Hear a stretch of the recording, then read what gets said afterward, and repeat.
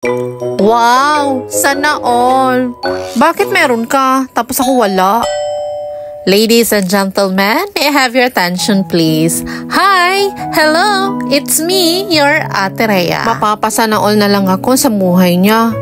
Kasi nga, ang ganda niya na, mapera pa. Gala dito, gala doon. Tapos nakakakain pa siya ng masarap. Ay, sana all na lang talaga. Tapos yung buhay ko.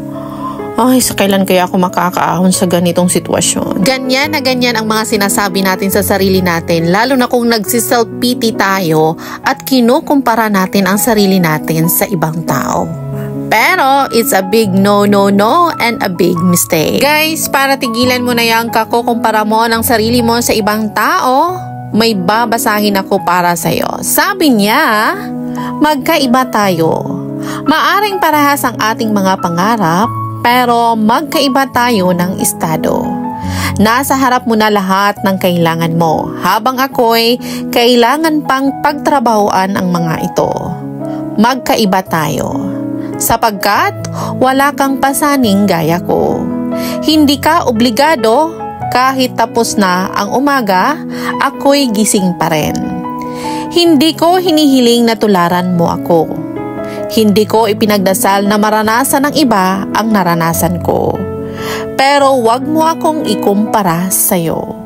Wag mo akong ikumpara sa ibang tao. Maaaring may mga bagay kang madaling nakukuha na kailangan pang paghirapan ng mga kagaya ko.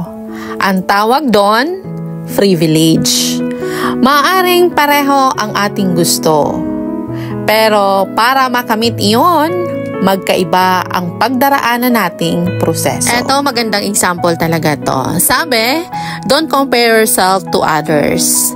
Be like the sun and the moon and shine when it's your time.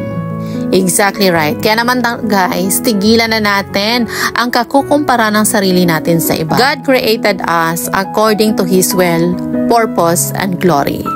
Kakakasana all mo sa ibang tao, hindi mo alam kung anong tunay pinagdadaanan nun.